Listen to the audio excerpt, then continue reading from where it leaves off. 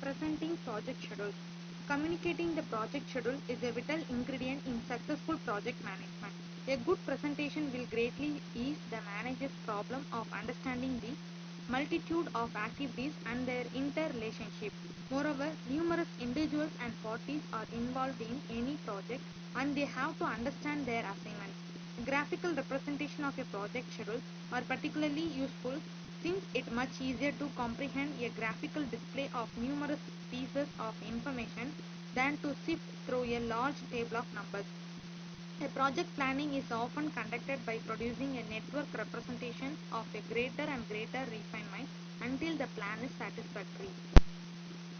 Another useful graphical representation tool is a bar or Gantt chart illustrating the scheduled time for each activity.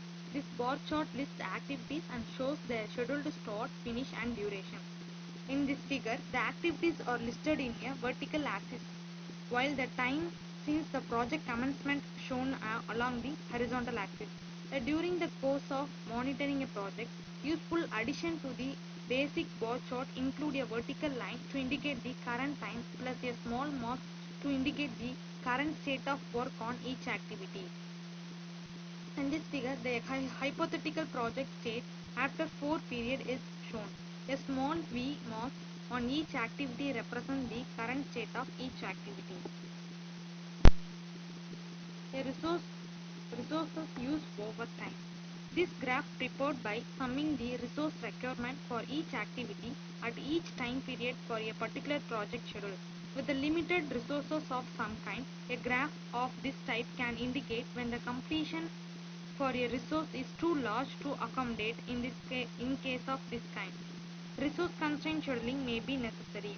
Even without fixed resource constraints, a scheduler tries to avoid extreme fluctuations in the demand for labor or other resources since these fluctuations typically incur high costs for training, hiring, transportation and management. Thus, a planner might alter a schedule through the use of available activity float so as to level or smooth out the demand of resources.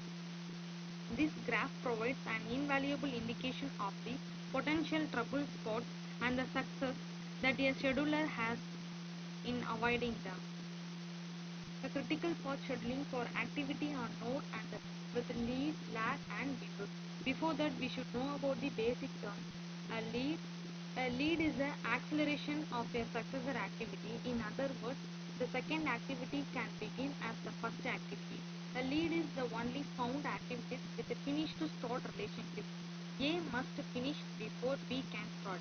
A lag is the delay of a successor activity and represents the time must pass before the second activity can begin. There are no resources associated with a lag. A lag may be found in activities with all type of relationship: finish to start, start to finish and start to finish.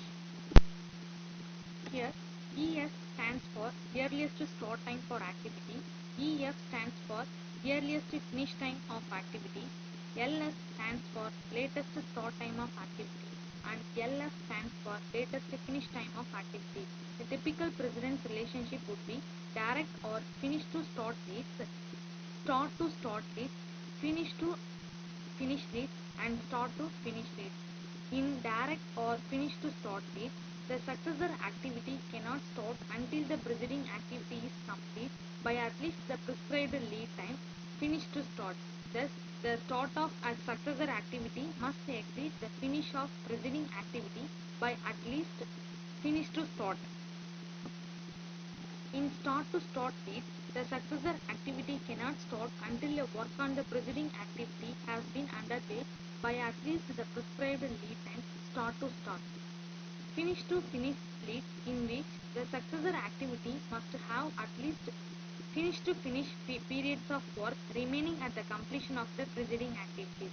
Start to finish leads, in which the successor activity must have at least start to finish period of work remaining at the start of preceding activity.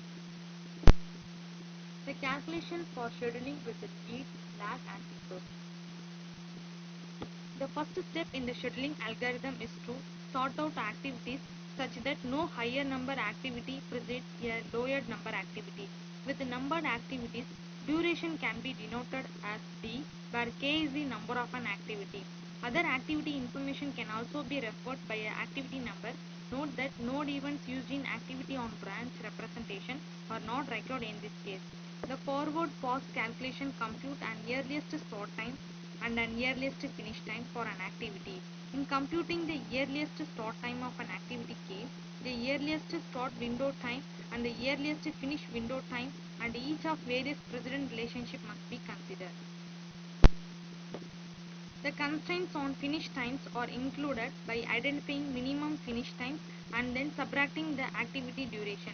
The default earliest start time of day 0 is also inserted for all activities. A second step in the procedure is to identify each activity's earliest finish time. The backward pause calculations proceed in a similar manner to those of the forward pause. In backward pause, the latest finish and latest start times of each activity are calculated. In computing the latest finish time, the latest start time is identified, which is consistent with the precedent constraints on activity's starting time. If the late start time is less than the earliest start time, then the activity schedule is not possible.